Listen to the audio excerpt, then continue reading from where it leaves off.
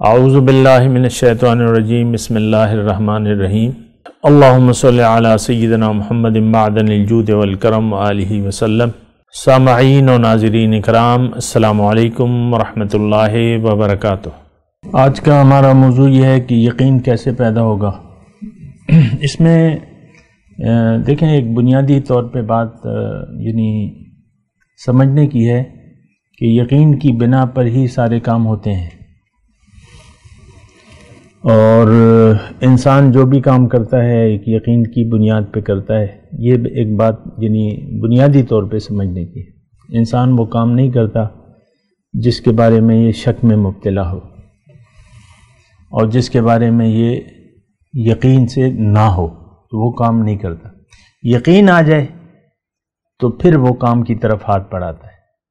عام دنیا کی میں بات کروں، یہ آ رہی ہے بات سے تو یقین، تو یہی بات جو ہے پھر آخرت باطن کے بارے میں بھی یہی بات ہے، وہ زیادہ اہم ہے، کیونکہ ظاہر تو ہمارے لیے ٹھیک ہے، اس لحاظ سے اہم ہے کہ ظاہر کے بغیر کامیابی مشکل ہے۔ یہ بات بھی نوٹ کر لیں کہ دنیا نہ ہوتی تو پھر ہم تو وہیں کے وہیں رہتے، عالم ارواح میں پڑے ہوئے تھے نا، تو پھر وہیں رہتے جس مقام پہ تھے۔ دنیا میں آ کے جو ہے ایک فضا اللہ تعالیٰ نے ایسی بنائی ہے ہمارے لیے کہ ہم آگے بڑھ سکتے ہیں اور پیچھے بھی جا سکتے ہیں۔ یہ بھی ایک بات ہے نا، یہ غور کرنے کی بات ہے۔ انسان اگر آگے نہیں جائے گا، منزل یہ اللہ نہیں رکھے گا، تو یہ معکوس سفر کرے گا۔ یہ بات بھی نوٹ کر لیں، الٹا سفر کرے گا۔ سفر ضرور کرے گا، کیونکہ زندگی ایک سفر ہے۔ اللہ اگر منزل نہیں ہے تو پھر باطل یقیناً مقصود ہوگا۔ بغیر مقصود کے ہم جی نہیں سکتے۔ وہ پاگل بھی جو ہے نا، پاگل جو ان کا بھی ذہن میں کچھ ہوتا ہے، وہ آپ کو اینٹ اٹھا کے ایسے کرتے ہیں، یہ کرتے ہیں، وہ کرتے ہیں، ان کا اپنا ایک یقین ہوتا ہے، لیکن یقین کے بغیر تو زندگی نہیں گزر سکتی۔ یہ ہم نہیں کہہ سکتے کہ ہمارا کوئی منزل نہیں ہے، کوئی مقصود نہیں ہے۔ مقصود ہے ہمارا۔ انسان بنا مقصود کے جی ہی نہیں سکتا۔ اب ڈیپینڈ ہے کہ اس کا مقصود ہے کیا، یہ اس پہ۔ تو بہرحال میں یقین کی بات کروں، یقین میں کہہ رہا ہوں کہ انسان بغیر یقین کے جی ہی نہیں سکتا ظاہری طور پہ۔ تو اور دوسری بات میں نے یہ کی کہ انسان ایک بات میں کہنا چاہتا ہوں، وہ یہ ہے کہ ہم جب آتے ہیں نا، انسان جب دنیا میں آتا ہے تو جب یہ عاقل بالغ ہو جاتا ہے تو اس کی مثال ایسی ہے کہ ایک چلتی گاڑی میں اس کو بٹھا دیا جائے، تیز رفتار گاڑی میں اس کو بٹھا دیا جائے، مثال اس کی ایسی ہے۔ اب یہ چلتی گاڑی میں اس کو بٹھا دیا جائے، سفر یہ ضرور کرے گا، جہاں بھی جائے یہ سفر ضرور کرے گا، پھر یہ اپنی منزلیں طے کر لیتا ہے۔ آپ کلاس 5 کے بچوں سے پوچھیں، کلاس 4 کے بچوں سے پوچھیں کہ تم کے بڑے ہو کے کیا بنو گے، سب لوگ اپنی منزل بتائیں گے آپ کو۔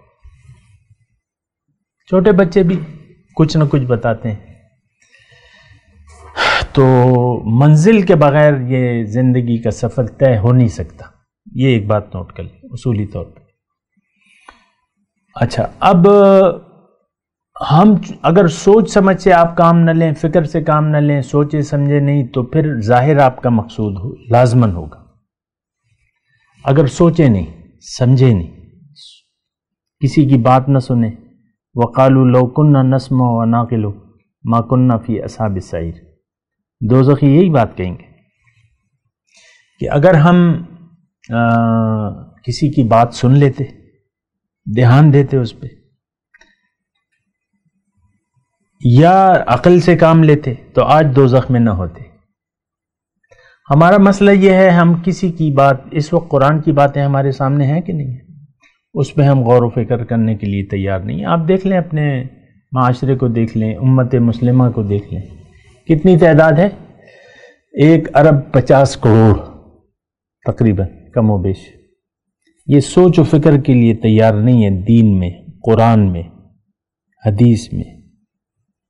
پڑھتے ہیں، الفاظ ہیں بس، آپ دیکھ لیں باتیں کیا ہو رہی ہیں، لوگ کیا مطلب لے رہے ہیں، سوچ و فکر نہیں ہے نا۔ اور میں آپ کو تھوڑا سا اشارہ دوں کہ عبادت کو انہوں نے مقصد حیات بنا لیا ہے، زندگی کا مقصد۔ آپ پوچھیں تو عالم سے پوچھیں تو وہ کہے گا کہ بھئی یہ آیت ہے، دیکھو اس میں تو صاف ہے، ما خلقت الجن والانس الا لیعبدون، اور کیا مقصد ہے؟ عالموں سے، علامہ سے پوچھیں تو یہی آیت آپ کو بتائے گی۔ اس سے آپ اندازہ لگا لیں کہ ہماری کیا سوچ ہے دین۔ ایسا ہے کہ نہیں ہے؟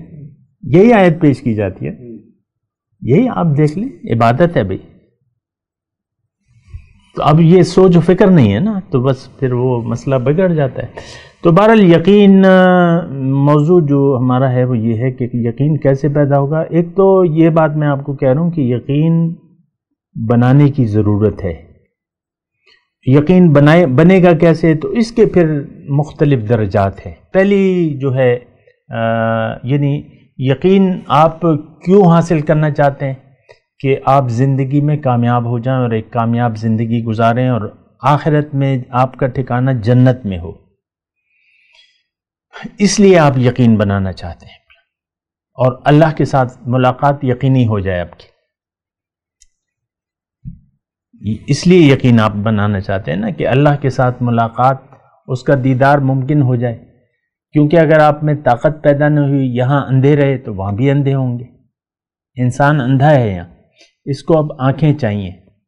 تو اب اس کے لیے پھر یہ ہے کہ آپ کا ایک یقین آ جائے کہ ہاں یہ سارے جو اللہ تعالیٰ بیان فرما رہا ہے، یہ حالات و واقعات کی جنت ہے اور میری ملاقات ہے اور میرا دیدار ہے، یہ سب قرآن کے مضامین ہیں، تو یہ تو سچ ہے۔ لیکن اب میں چاہتا ہوں کہ میں اس کا اہل بن جاؤں، تو اس کے لیے آپ کو ایک یقین پیدا کرنا ہوگا۔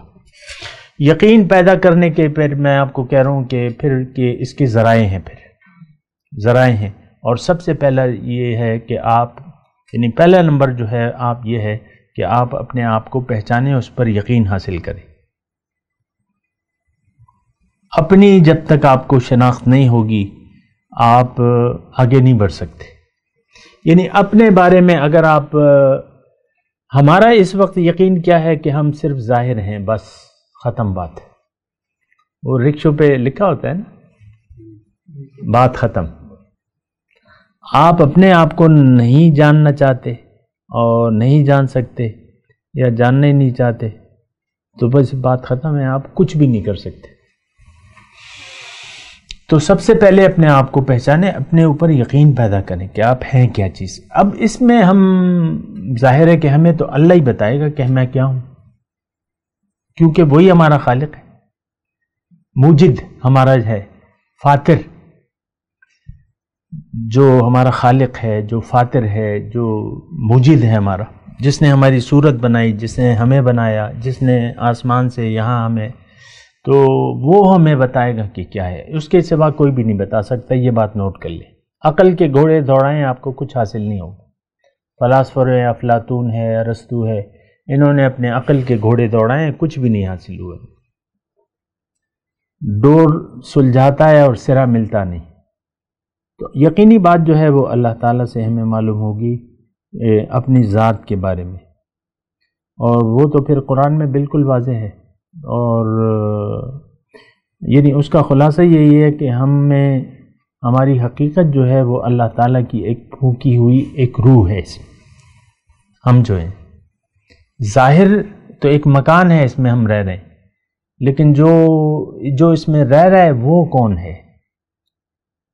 وَنَفَخْتُ فِيهِ مِن رُوحِي، قرآن کے الفاظ ہیں نا کہ جب میں اس کا ظاہر برابر کر دوں اور اس میں اپنی روح پھونکوں تو پھر تم نے اس کو سجدہ کرنا ہے۔ اب یہ قرآن میں لکھا ہوا ہے، اب پہلے تو قرآن کو آپ دیکھ لیں، قرآن پہ آپ کا یقین ہے تو پھر کر لیں یقین، یعنی آنکھیں بند کر کے یقین کر لیں نا کہ ہاں ٹھیک ہے ایسا ہی ہے۔ بات کرتے ہیں ایک وقفے کے بعد۔ وآخر دعوانا ان الحمد للہ رب العالمین۔ مولاي صل وسلم دائما ابدا على حبيبك خير الخلق كلهم